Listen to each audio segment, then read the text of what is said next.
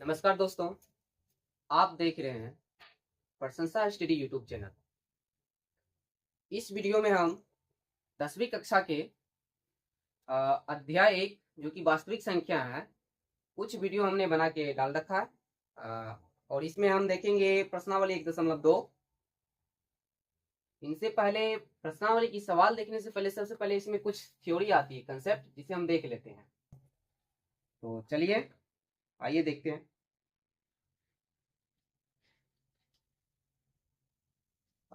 अंक गणित की आधारभूत प्रमेय, जिसे इंग्लिश में कहा जाता है फंडामेंटल थ्योरम ऑफ अर्थमेटिक। ये फंडामेंटल थ्योरम क्या होता है? प्रत्येक भाज्य संख्या को अभाज्य संख्याओं के एक गुणनफल के रूप में व्यक्त या गुणनखंडित किया जा सकता है। कहने का मतलब ये हुआ कि प्रत्येक भाज्य संख्या, जो भी भाज्य संख्या है, उनको अभाज्य संख्याओं के गुणनफल के रूप में व्यक्त किया जा सकता है तथा यह गुणनखंडन अभाज्य गुणनखंडों के आने वाले क्रम के बिना अद्वितीय होता है। ठीक है। दूसरा टॉपिक है इसी में, अभाज्य गुणनखंड किसे कहते हैं? मतलब अभाज्य गुणनखंड जिसे प्राइम फैक्टर कहा जाता है।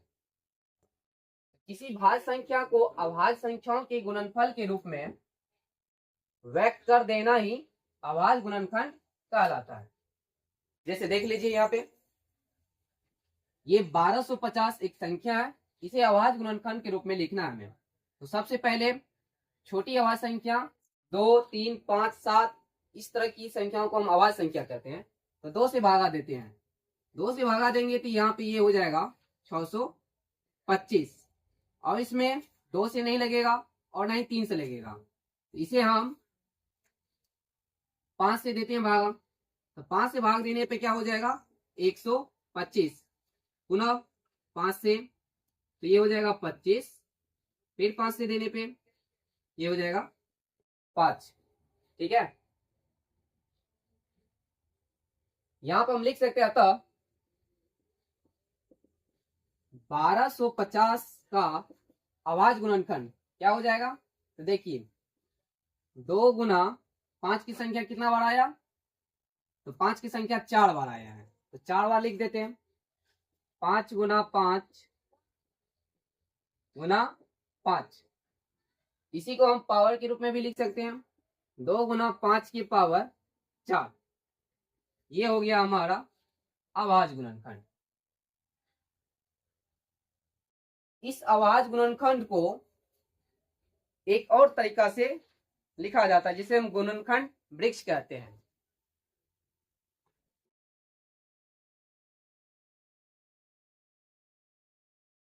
गुणनखंड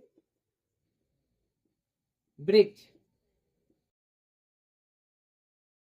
से इंग्लिश में फैक्टर ट्री कहा जाता है। FACTOR, factor, TREE, tree. ठीक है। ये 1250 जो है ना, इन्हें हम यहां लिखेंगे 1250।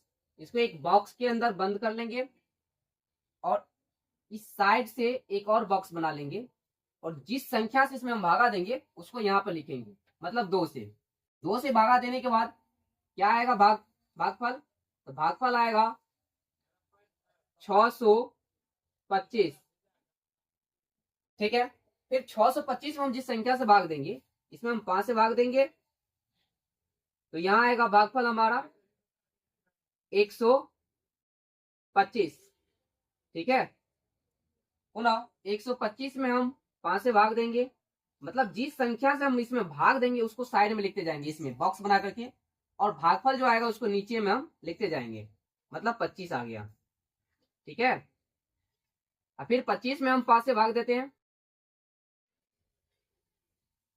तो यहां आ जाएगा हमारा 5 आ गया लास्ट में। ठीक है। तो इस तरह से यहां भी बोलेंगे, अतः 1250 का अभाज्य गुणनखंड क्या हो जाएगा? ये देखिए, 2, 5, 5, 5, 5, मतलब 5 की संख्या 4 बार। यहां लिखेंगे 2 गुनी 5 गुना 5 गुना 5 गुना 5, 4 बार। मतलब इसे लिख सकते हैं 2 गुना 5 की पावर 4। ठीक है, आप इसे नोट करना चाहें तो नोट कर सकते हैं। इसके बाद इसी में हम देख लेते हैं अभाज्य गुणनखंड विधि से एलसीएम और एचसीएफ ज्ञात करना। एलसीएम का मतलब होता है लोवेस्ट कॉमन मल्टीपल और एचसीएफ का मतलब होता है हाईएस्ट कॉमन फैक्टर। एचसीएफ को हिंदी में महत्तम समावर्तक कहते हैं और एलसीएम को हिंदी में लघुत्तम समावर्तक कहते हैं। ठीक है, तो देख लीजिए, आइए इसको अभाज्य गुणनखंड विधि से हम एलसीएम और एचसीएफ कैसे निकालते हैं वो देख लेते हैं एक बार। ठीक है, तो ये रहा अभाज्य गुणनखंड विधि द्वारा अभाज्य गुणनखंड विधि द्वारा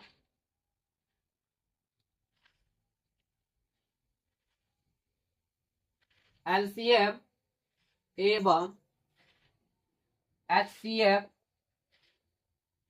ज्ञात करना। तो किसी भी संख्या का अभाज्य गुणनखंड विधि से एलसीएम और एचसीएफ कैसे ज्ञात करते हैं, आइए यहां देखते हैं। सपोज दैट मान लीजिए कोई संख्या है हमारा 72 72 और 108। ठीक है, इनको हम बारी बारी से फैक्टर करेंगे। यहाँ पे 72 का फैक्टर करेंगे तो क्या हो जाएगा, 2 से 36, फिर 2 से भागा देंगे तो 18, 18 दूना 36 होता है, फिर 2 से देंगे इसमें 9 हो जाएगा, फिर अब यहाँ पे 3 से देंगे भागा ताकि 2 से नहीं लगेगा। ठीक है, तो ये हो जाएगा 3 तिया 9। और 108 का फैक्टर करेंगे, 2 से देंगे इसमें भागा तो 5 दूनी 10, 4 दूनी 8, 54 हो जाएगा, फिर 2 से देंगे तो 2 दूनी 4, 7 दूनी 14 हो जाएगा। ठीक है, अब यहाँ पे 3 से देना पड़ेगा, ये हो जाएगा 9 तिया 27, और फिर 3 से देंगे तो ये हो जाएगा 3। कहने का मतलब ये हुआ कि 72 का फैक्टर किए तो आया 2 गुना 2 गुना 2, फिर गुना 3 गुना 3, और 108 का आया, देख लीजिए यहाँ पर 2 गुना 2 गुना 3 गुना 3 गुना 3। ठीक है, अब इन दोनों संख्याओं में हम देखेंगे कौन कौन सा फैक्टर, कौन कौन सा अभाज्य गुणनखंड हमारा मिल रहा है, मैच कर रहा है। तो इनमें एचसीएफ निकालने के लिए हमको देखना होता है कौन कौन सा मैच कर रहा है। ठीक है, एचसीएफ ऑफ 72 108 मतलब 72 और 108 का एचसीएफ। ठीक, तो 72 और 108 का एचसीएफ निकालने के लिए इसका हम देखेंगे फैक्टर सेम कौन कौन सा मिल रहा है। तो ये मिल रहा है और एगो ये मिल रहा है, उसके बाद ये 3 मिल रहा है और पुनः ये मिल रहा है। मतलब यहाँ पे ये एक जोड़ा, ये और ये, इनमें से जो है ना हम इन जोड़ा में से एक निकाले के लिखेंगे यहाँ पे, फिर इन जोड़ा में से एक निकालेंगे यहाँ रखेंगे, इन जोड़ा में से भी एक निकालेंगे एगो 3, अब पुनः इस जोड़ा में से भी एगो 3 निकाल करके यहाँ रख देंगे। जो मिलेगा मतलब जो दोनों में सेम हो, कॉमन हो, उसी को हम निकाल करके यहाँ रखते हैं और गुना करके यहाँ लिख लेते हैं। ठीक है, गुना की जिसको 2 दूनी 4, 4 तिया 12, 12 तिया 36, क्या हो जाएगा 12 तिया 36 हो जाएगा। ये रहा इसका एचसीएफ। इस तरीका से ये एचसीएफ निकलता है। लेकिन एलसीएम के लिए क्या करते हैं, एलसीएम 72 और 108 का एलसीएम देखिए कैसे निकालते हैं। तो जो चीज मैच कर रहा है, जो चीज मिल रहा है, सेम टू सेम कॉमन आ रहा है या कॉमन फैक्टर है, उसको तो लिखेंगे ही लिखेंगे, और जो नहीं मिल रहा उसको भी लिखेंगे। ठीक है, तो देखिए 2 गुना 2 गुना 3 गुना 3, ये रहा एचसीएफ का। ठीक है, वो तो लिखना ही लिखना है, बाकी जो नहीं मिलता उसको भी लिखते हैं, लेते हैं। ये रहा 2 गुना 3 मतलब 2 दूनी 4, 4 तिया 12, 12 तिया 36, 36 दूनी 72, और 72 तिया हो जाएगा 2 तिया 6, 7 तिया 21, कहने का मतलब 216। ये हो गया इसका एलसीएम। इस तरह से किसी भी संख्या का अभाज्य गुणनखंड हम निकालते हैं। अभाज्य गुणनखंड द्वारा किसी भी संख्या का एचसीएफ और एलसीएम निकालते हैं। ठीक है ना।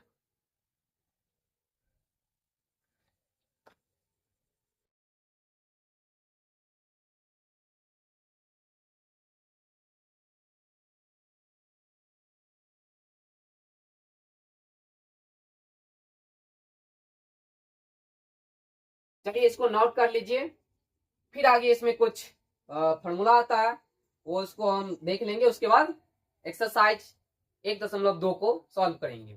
ठीक है, तो वीडियो स्किप करते हैं। चलिए यहाँ देख रहे हैं दो धनात्मक संख्याओं ए और बी के एचसीएफ एवं एलसीएम तथा उनके गुणनफल में संबंध। कहने का मतलब ये हुआ कि कोई भी दो को धनात्मक संख्या उनका एचसीएफ निकालेंगे और एलसीएम निकालेंगे तथा उन दोनों संख्या जो है उनका जो गुणनफल करेंगे वो दोनों एक दूसरे के क्या होगा, बराबर होगा। वही चीज लिखा हुआ है कि HCF of A comma B into LCM of A comma B बराबर होता है ए गुना बी। मतलब ये ए एक कोई संख्या है, बी एक दूसरा कोई धनात्मक संख्या है, इन दोनों का गुणनफल इनके एचसीएफ और एलसीएम के गुणनफल के बराबर होता है। ठीक है, जब एचसीएफ हमें निकालना हो, किसी भी संख्या का एचसीएफ निकालना हो जहां पर दो संख्याओं का गुणनफल दिया हो, मतलब ए गुना बी दिया हो और एलसीएम दिया हो, तब एचसीएफ निकालना हो तो क्या होगा, ए गुना बी बटे LCM of A comma B हो जाएगा। ठीक है, वही दूसरी जगह हम देख लेंगे कि एचसीएफ दिया हो और दोनों संख्या का गुणनफल दिया हो और कहेगा हमें एलसीएम निकाल करके बताए कि एलसीएम क्या होगा। तब हम फॉर्मूला लगाएंगे एलसीएम ऑफ ए गुना बी इक्वल टू ए गुना बी बटे HCF of A comma b, मतलब एचसीएफ निकालना ए और बी का। ठीक है, नोट करके लिख लेंगे। यहाँ पर कुछ इसका शर्त भी होता है, इस फॉर्मूला का कुछ शर्त भी होता है, यहां लिख लेंगे नोट। यह नियम दो से अधिक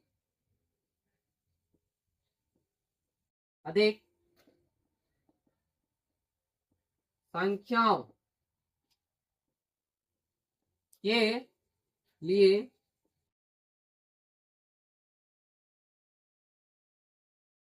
लागू नहीं होता है।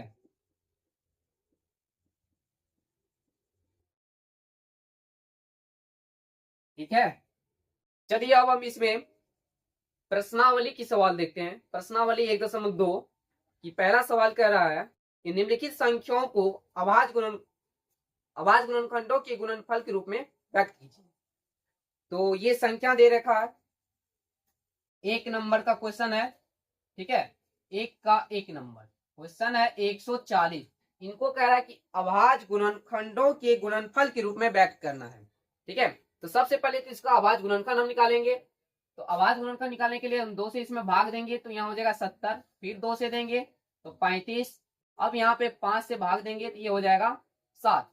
यहाँ लिखेंगे अतः 140 के अभाज्य गुणनखंडों का गुणनफल बराबर 140 के अभाज्य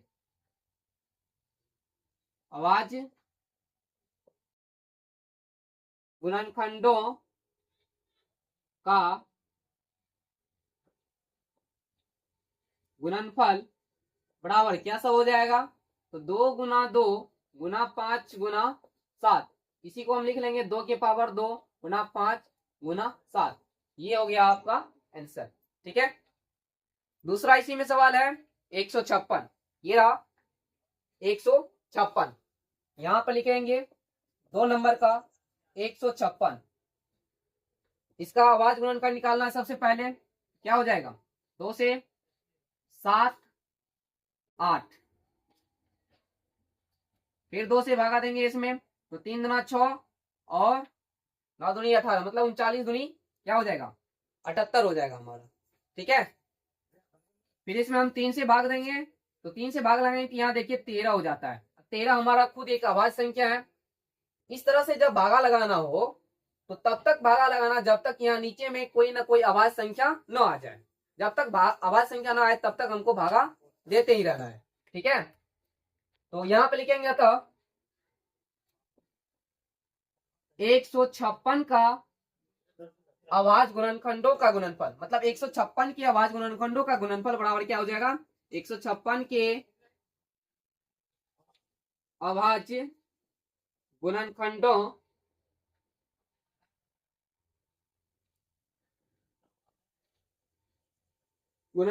का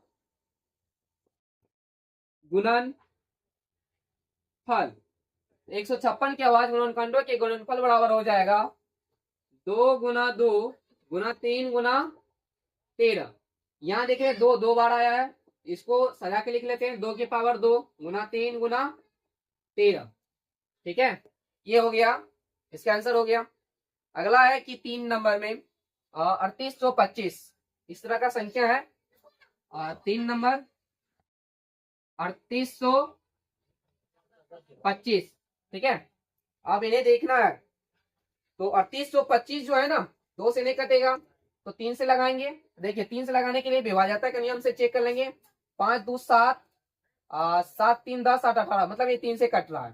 तो 3 से जो कट रहा है तो इसको भागा दो 3 से पहले, तो क्या हो जाएगा यहाँ पे 3 एक अंक 3, 3 दूनी 6, 2 से बचा 2 पे 2 22, 3 7 21, 1 पे 5 15, 3 5 15।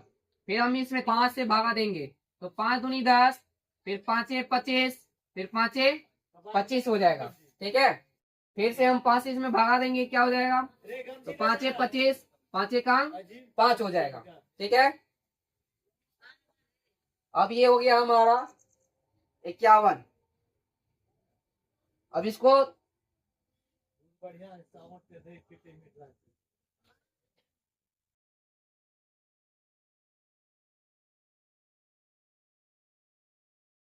यहाँ पे देख रहे हैं हम 3 से फिर लग जाएगा तो 17 तिया, मतलब यहाँ पे 3 से लगने वाला था, कहीं ना कहीं 3 से लगने वाला था। 7 5 12, हाँ यहाँ तो लगने वाला था 3 से। ठीक है, तो यहाँ पे एक मिस्टेक हो गया, कोई बात नहीं, उल्टा पुल्टा हो गया थोड़ा सा। यहाँ पे लिखेंगे अतः 3825 के 3825 के अभाज्य गुणनखंडों का गुणनफल। 3825 के अभाज्य गुणनखंडों का गुणनफल बराबर क्या हो जाएगा इसका गुणनफल। देखिए 3 गुना 3 गुना 5 गुना 5 गुना 17। यहाँ देख रहे हैं 3 की संख्या 2 बार है, 5 की संख्या भी 2 बार है और 17 एक ही बार है। ठीक है, तो यहाँ लिख लेंगे 3 के पावर 2 गुना 5 के पावर 2 गुना 17। ये हो गया आंसर। अब बोर्ड तो साफ नहीं है, बोर्ड को साफ करना पड़ेगा, तब तक के लिए वीडियो को स्किप करते हैं। आप लोग नोट कर लीजिए इसको। आइए अगला सवाल देखते हैं 4 नंबर का। 5005 को अभाज्य गुणनखंड के गुणनफल के रूप में कैसे लिखेंगे। ये रहा 4 नंबर का 5005। तो इसमें हम देख रहे हैं ये 2 से भागा नहीं लग रहा है और ना ही इसमें 3 से भाग लग रहा है, तो क्या करेंगे 5 से भाग देंगे। आइए देखिए 5 से भाग, तो 5 से भाग देंगे तो क्या हो जाएगा 5 का अंक 5, ये 00, फिर 5 का अंक 5, मतलब 1001 हो जाएगा। फिर उसके बाद ना इसमें 1 से 2 से लगेगा, ना ही 3 से लगेगा, ना ही 5 से लगेगा, तो 7 से भाग देते हैं। ठीक है, तो 7 से भाग देने के बाद 7 का अंक 7, 3 3 पे 0 30 हो जाएगा इसका।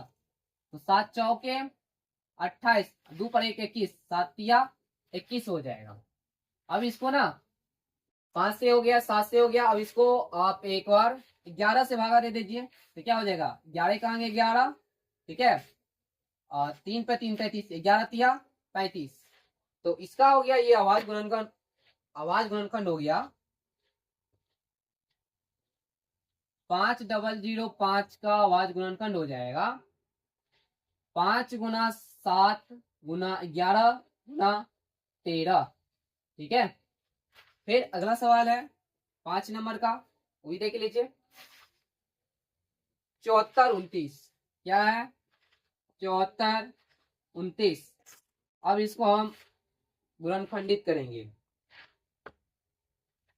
तो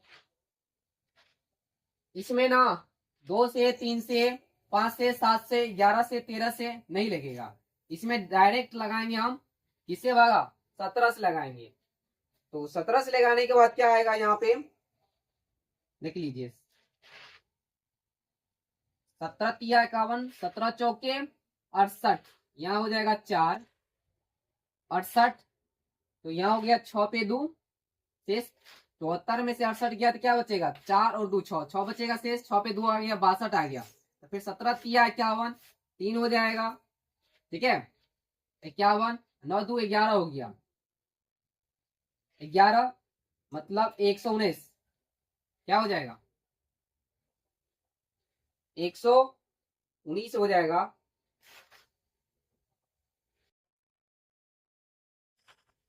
सत्रह सत्ते क्या होता है? 19 से होता है। ठीक है, फिर उसके बाद इसमें हम 19 से देंगे भागा तो क्या होगा?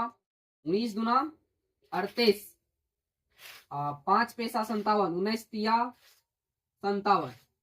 तो यहाँ देख रहे हैं हम, ये भी आवाज संख्या और ये भी आ गया आवाज संख्या, मतलब इसका आवाज गुणनखंड यही हो जाएगा। यहाँ लिख लेंगे अतः 74 29 का आवाज गुणनखंड क्या हो जाएगा? 17 गुना 19 गुना 23। ठीक है, ये हो गया आंसर। ठीक है, इसमें हम इस सवाल के जैसे भी यहाँ लिख सकते हैं, लैंग्वेज भाषा लिख सकते हैं 156 के आवाज गुणनखंडों का गुणनफल बराबर, इसमें भी हम लिख सकते हैं और इसमें भी हम लिख सकते हैं। ठीक है, लिख भी सकते हैं और नहीं भी लिख सकते हैं, आपके मन की बात है, इसमें कोई दिक्कत नहीं है।